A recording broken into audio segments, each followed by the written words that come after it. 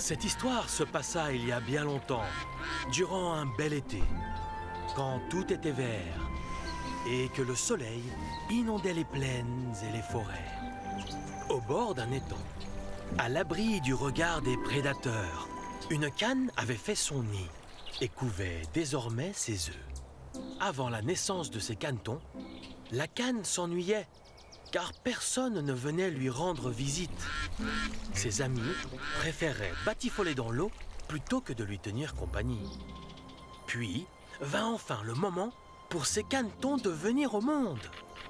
D'abord, un œuf se fendit, puis un deuxième, et pour finir, un troisième, jusqu'à ce qu'ils s'ouvrent tous sauf un.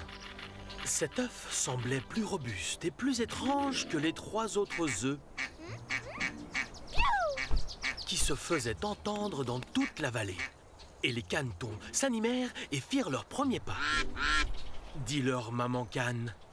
Et puis les canetons répétèrent après elle, du mieux qu'ils pouvaient.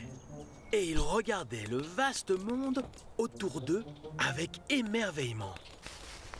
Mais la maman cane était tout de même inquiète pour son œuf qui n'avait pas encore éclos. Qu'est-ce qui ne va pas chez cet œuf? Il n'est peut-être pas encore prêt? Peu de temps après, le gros œuf se fendit enfin. Dit le caneton en sortant de sa coquille. Elle était un petit caneton étrange, gris cendré, avec un cou plus long que celui de ses frères et sœurs. Maman cane la regarda longuement et dit: Oh, tu es si grande! Tu ne ressembles pas à tes frères et sœurs.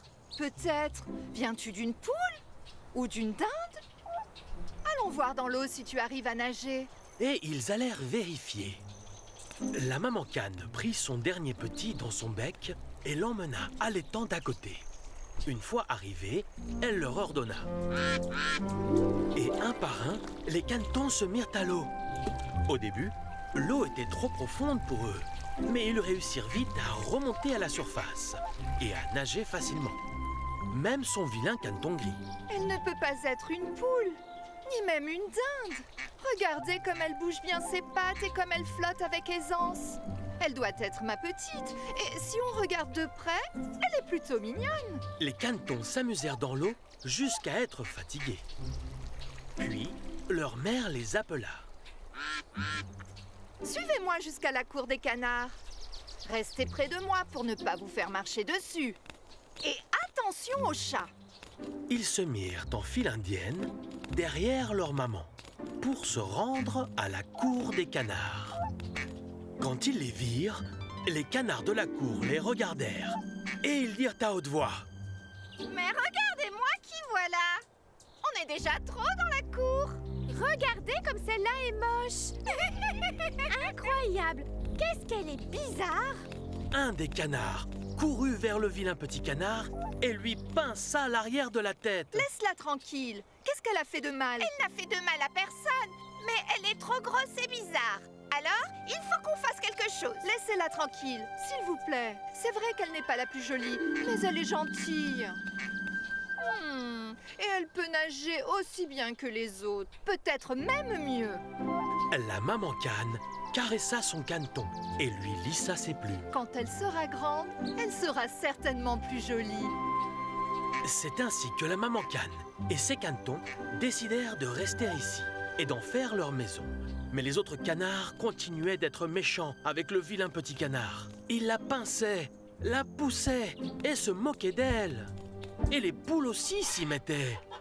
Le vilain petit canard ne savait plus où se cacher, ni quoi faire.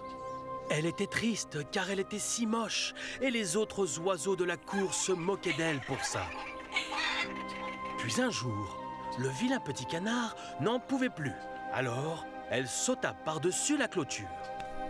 Elle partit explorer le monde en se disant: Puisque personne ici ne m'aime, j'irai autre part maintenant, dans un endroit où l'on m'accueillera à bras ouverts. Elle marcha un peu, jusqu'à ce qu'elle atteignit la grande mare, où tous les canards sauvages passaient leur temps. Le vilain petit canard s'approcha d'eux et les salua très gentiment. Quand ils la virent, les canards sauvages la regardèrent de la tête aux pattes et lui demandèrent: Mais quel genre d'oiseau es-tu? Tu es très moche. Mais peu nous importe, tu peux rester avec nous. Le pauvre caneton était content de pouvoir nager près des roseaux et boire un peu d'eau. Elle resta 2 jours à profiter du calme, jusqu'à ce qu'arrivent des chasseurs. Tous les oiseaux des alentours paniquèrent, et ceux qui pouvaient voler décollèrent. Les chiens de chasse allèrent dans les roseaux pour trouver les oiseaux. L'un d'eux, un chien aux longues oreilles et au museau mouillé, s'approcha du vilain petit canard. Il la toisa d'un air confus, la renifla et finalement il s'en alla. Je suis tellement vilaine que même le chien de chasse ne veut pas me mordre. J'ai eu de la chance cette fois-ci. Le pauvre petit canard se cacha plus profondément dans les roseaux et resta là quelques heures, en attendant que les chasseurs partent. Puis, elle sortit de la mare et courut aussi vite que possible, traversa des champs et rejoignit la forêt pour se cacher. Arriva l'automne. Les feuilles des arbres devinrent jaunes et toutes sèches. Le vent les arrachait des branches et les éparpillait. Il faisait froid. Le vilain petit canard tremblait, niché près du lac de la forêt. Puis un soir, une nuée de gros et beaux oiseaux arriva. Le petit canard n'avait jamais vu d'oiseaux aussi beaux qu'eux. Ils étaient blancs comme la neige et ils avaient de longs coups délicats. C'étaient des cygnes. Ils s'arrêtèrent un moment, puis les cygnes ouvrirent leurs grandes ailes pour s'envoler et reprendre leur voyage vers des endroits plus chauds. Le vilain petit canard fut pris d'une étrange envie de bouger. Elle ne pouvait plus rester en place. Mais qui sont tous ces grands oiseaux si magnifiques? Elle ne connaissait pas leur nom. Elle ne savait pas vers où ils étaient partis. Mais elle se sentait plus attirée vers eux que vers n'importe qui d'autre. Le vilain petit canard aurait été très heureux si les canards l'avaient au moins accueilli dans leur groupe et ne l'avaient pas chassé. Puis vint l'hiver. Le vilain petit canard devait nager constamment pour éviter de geler complètement. Mais après peu de temps, bouger autant la fatigua. Alors, elle alla trouver un endroit plus chaud. Un orage éclata et le caneton marcha jusqu'à une maison au bord d'un village. Elle se cacha derrière cette maison et attendit que le vent cesse de souffler. Tout à coup, elle remarqua que la porte de la maison était entr'ouverte. Elle alla donc à l'intérieur pour échapper à la force du vent. Dans la maison, il y avait une vieille dame, un chat et une poule. La vieille dame gardait le chat à l'intérieur pour qu'il s'occupe des souris et la poule pour ses œufs. La vieille dame remarqua le vilain petit canard et demanda: Qui es-tu, toi? Tu ressembles à un canard. Je suis si contente.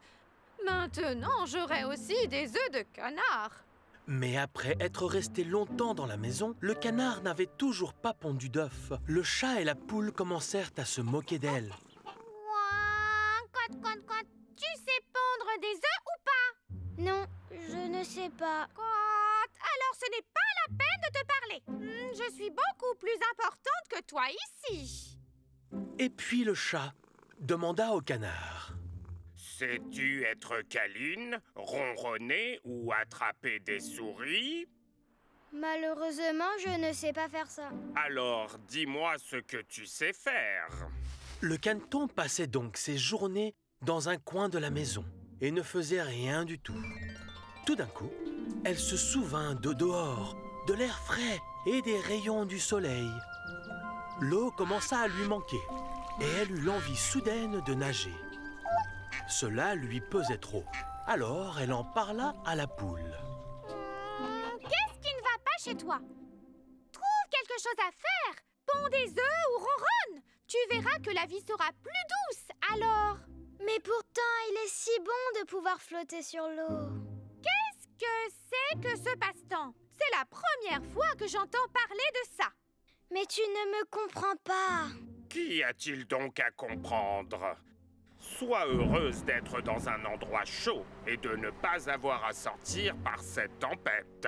Apprends donc à faire ce qu'on te demande. Ponds des œufs ou bien attrape des souris et tu auras une très belle vie. Mais le vilain petit canard avait déjà pris une décision. Je pense que je vais aller explorer le vaste monde. Oh, comme tu veux. Et ainsi, le petit canard partit. Elle eut de la chance, car l'hiver fut court et le printemps arriva très vite. Il y avait de jolies fleurs partout.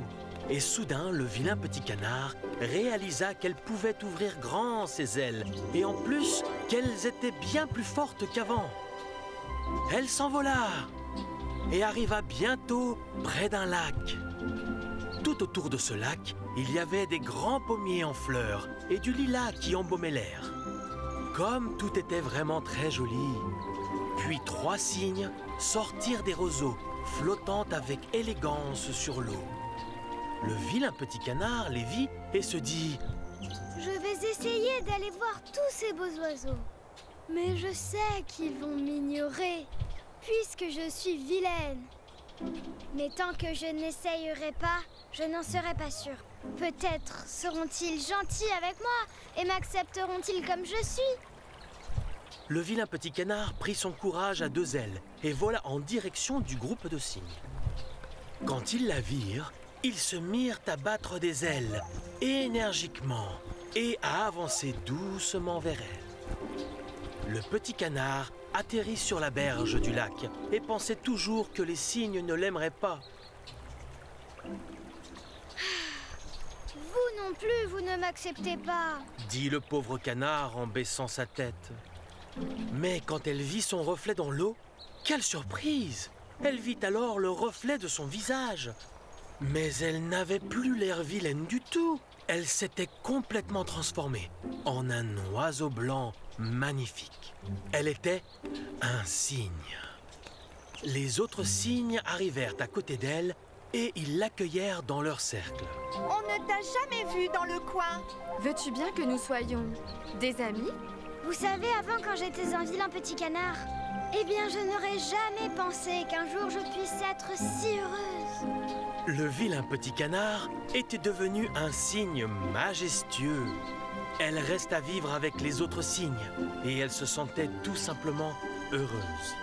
Elle était enfin chez elle, à sa place.